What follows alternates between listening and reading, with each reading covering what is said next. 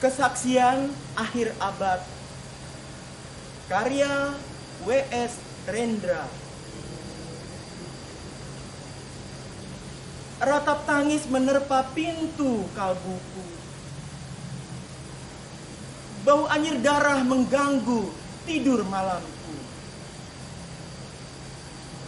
Oh, tikar tafakur. Oh, bau sungai Tohor yang kotor.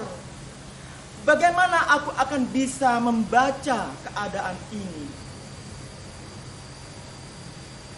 Oh, di atas atap kesepian nalar pikiran yang digalaukan oleh lampu-lampu kota yang bertengkar dengan malam, aku menyerukan namamu. Wahai para leluhur Nusantara, oh Sanjaya, leluhur dari kebudayaan tanah. Oh Purnawarman, leluhur dari kebudayaan air. Kedua wangsamu telah mampu mempersekutukan budaya, tanah, dan air. Oh Resi Kuturan, oh Resi Nirarta, empu-empu tampan yang penuh kedamaian. Telah kamu ajarkan tatanan hidup yang aneka dan sejahtera, yang dijaga oleh Dewan Hukum Adat. Oh, bagaimana mesti aku mengerti bahasa bising dari bangsaku kini?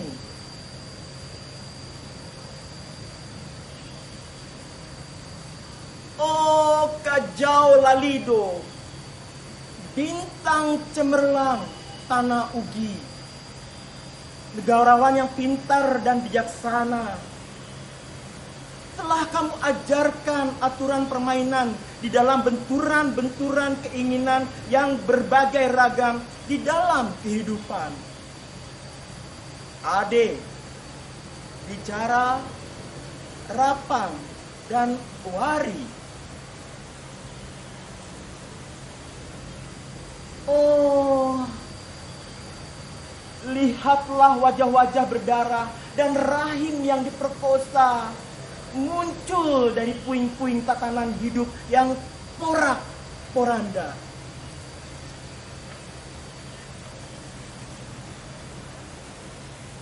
Kejahatan kasat mata tertawa tanpa pengadilan. Kekuasaan, kekerasan, berak dan berdahak di atas bendera kebangsaan.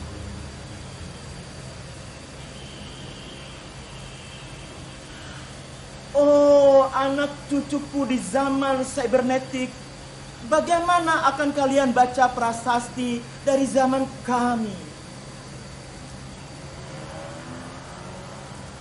Apakah kami akan mampu menjadi ilham kesimpulan? Ataukah kami justru menjadi sumber masalah di dalam kehidupan?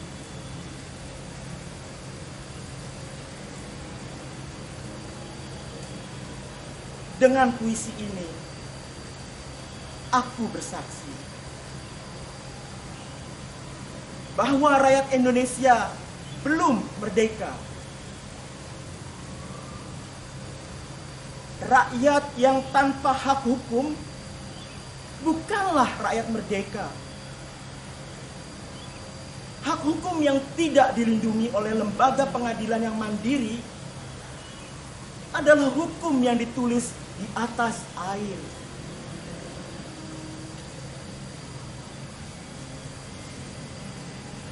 Bagaimana rakyat bisa merdeka bila polisi menjadi aparat pemerintah dan tidak menjadi aparat hukum yang melindungi hak warga negara?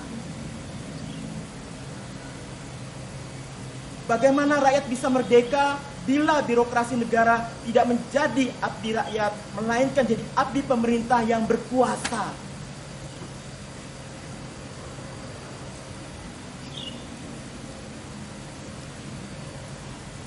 Bagaimana rakyat bisa merdeka bila hak pilih mereka dipasung, tidak boleh memilih secara langsung wakil-wakil mereka di Dewan Perwakilan, dan juga tidak boleh memilih secara langsung camat mereka, bupati, wali kota, gubernur, dan presiden mereka.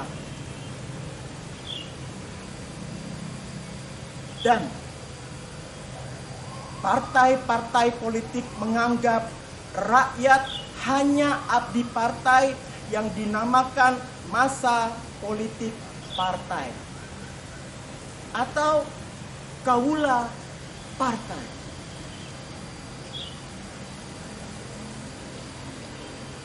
Bagaimana rakyat bisa merdeka bila pemerintah melecehkan perdagangan antar daerah dan mengembangkan merkantilisme Dendels, sehingga rela menekan kesejahteraan buruh, petani, nelayan, guru, dan serdadu berpangkat rendah. Bagaimana rakyat bisa merdeka bila provinsi-provinsi sekadar menjadi tanah jajahan pemerintah pusat? Tidak boleh mengatur ekonominya sendiri, tatanan hidupnya sendiri, dan juga keamanannya sendiri. Ayam, serigala, macan, ataupun gajah, semua peka pada wilayahnya. Setiap orang juga ingin berdaulat di dalam rumah tangganya. Setiap penduduk ingin berdaulat di dalam kampungnya. Dan kehidupan berbangsa tidak perlu merusak daulat kedaerahan.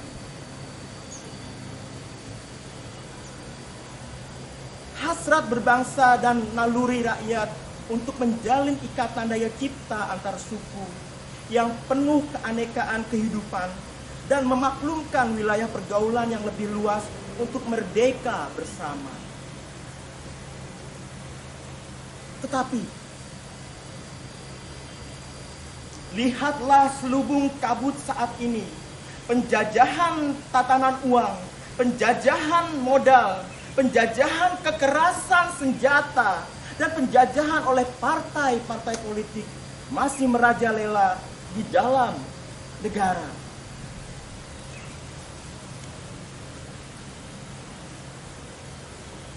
Dengan puisi ini, aku bersaksi bahwa sampai saat puisi ini aku tanda tangani, para elit politik yang berkedudukan ataupun yang masih berjalan tidak pernah memperjuangkan sarana-sarana kemerdekaan rakyat.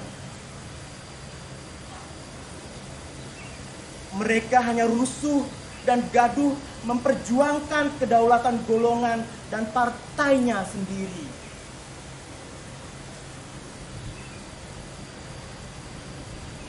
Mereka hanya bergulat untuk posisi sendiri. Mereka tidak peduli dengan posisi rakyat, tidak peduli pada posisi hukum, posisi polisi, ataupun posisi birokrasi.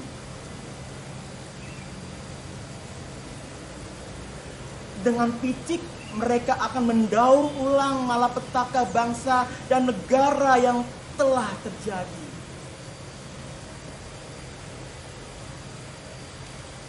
Oh, Indonesia!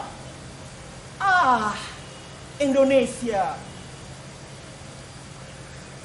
Negara yang kehilangan makna. Rakyat sudah dirusak asas tatanan hidupnya.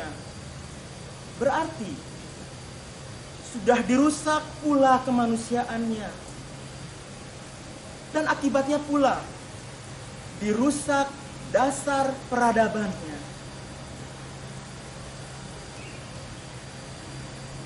Maka sekarang negara tinggal menjadi peta.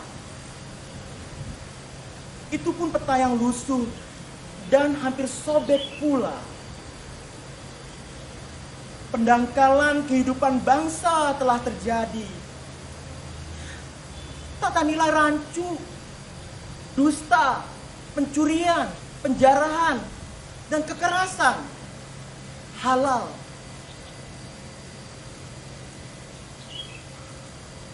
Manusia sekadar semak belukar yang gampang dikacau dan dibakar. Paket-paket pikiran mudah dijajakan. Penalaran amanah yang salah mendorong rakyat terpecah belah. Negara tak mungkin kembali diutuhkan tanpa rakyatnya dimanusiakan. Dan manusia tak mungkin menjadi manusia tanpa dihidupkan hati nuraninya. Hati nurani adalah hakim adil untuk diri kita sendiri. Hati nurani adalah sendi dari kesadaran akan kemerdekaan pribadi. Dengan puisi ini, aku bersaksi bahwa hati nurani itu meski dibakar tidak bisa menjadi abu. Hati nurani senantiasa bisa bersemi meski sudah ditebang putus di batang. Begitulah fitrah manusia, ciptaan Tuhan yang Maha Esa.